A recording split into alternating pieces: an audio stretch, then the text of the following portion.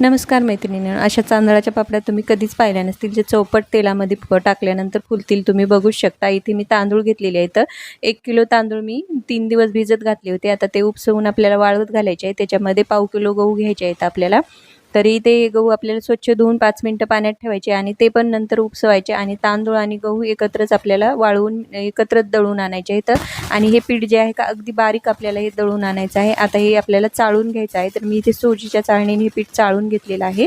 तर आता याच्यामध्ये आपल्याला एक पापड मसाल्याची पुडी घालायची आहे. ही रामबंधू जे आपण पापड मसाला घेतो पापडासाठी तेच आहे, ते घालून घ्यायचं आहे. आता इथे आदण ठेवायचं आहे. तर गॅसवर पातेलं ठेवायचं, त्यामध्ये 2.5 ग्लास पाणी टाकायचं आहे. चवीनुसार थोडंसं मीठ घालायचं आहे, कारण आपण याच्यामध्ये पापडा मसाल्याची पुडी घातलेली आहे. व्हिडिओमध्ये दाखवत आहे त्या पद्धतीने पीठ घालून घ्यायचं आहे. 2.5 गिलासाला 2 गिलास आपल्याला पीठ घालायचं आहे. 2.5 ग्लास पाणी आणि 2 गिलास पीठ.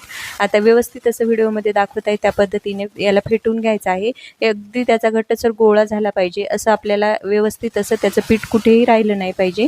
अगदी ते त्याचा पिठाचा उंडा झाला पाहिजे असं आपल्याला फेटून घ्यायचं आहे. नंतर आपल्याला 1-2-3 मिनटं कमी गॅसवर याला शिजवून घ्यायचं आहे. असं एका पातेल्यात किंवा एखाद्या भांड्यामध्ये असं काढून घ्यायचं आहे आणि वरतून आपल्याला याला ओला कपडा घ्यायचा आहे आणि तो वरतून ठेवून द्यायचा आहे असं दाबून, आणि याला झाकून आपल्याला असंच ठेवून द्यायचं आहे. आता आपण पापड्या करायला घेऊयात. तर इथे आपण तेलाचा वापर केलेला नाही, तर इथे डिंक आहे का ते भिजत घातलेलं आहे. डिंकाचं पाणी केलेलं आहे आणि त्याचाच हात आपल्याला पिठाला लावून घ्यायचा आहे. पीठ छान मळून घ्यायचं आहे आणि व्हिडिओमध्ये दाखवत आहे त्या पद्धतीने आपल्याला पापडी लाटून घ्यायची आहे. तुम्ही बघू शकता किती पातळसर अशी ही पापडी लाटून घेतलेली आहे.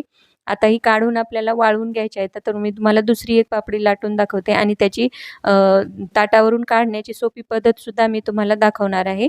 तर आता आपल्याला ही पापडी पण छान पातळसर अशी लाटून घ्यायची आहे. अगदी मी आतलं ताट जे आहे का ते दिसत आहे एवढी पातळ अशी लाटून घेतलेली आहे. असं लाटण्यावर पापडी घ्यायची आहे आणि अशी वडून काढायची. एकदम सर्व पापडी आपली न मोडता निघते. आता हे सर्व पापड्या करून घ्यायच्या, उन्हामध्ये वाळून घ्यायच्या.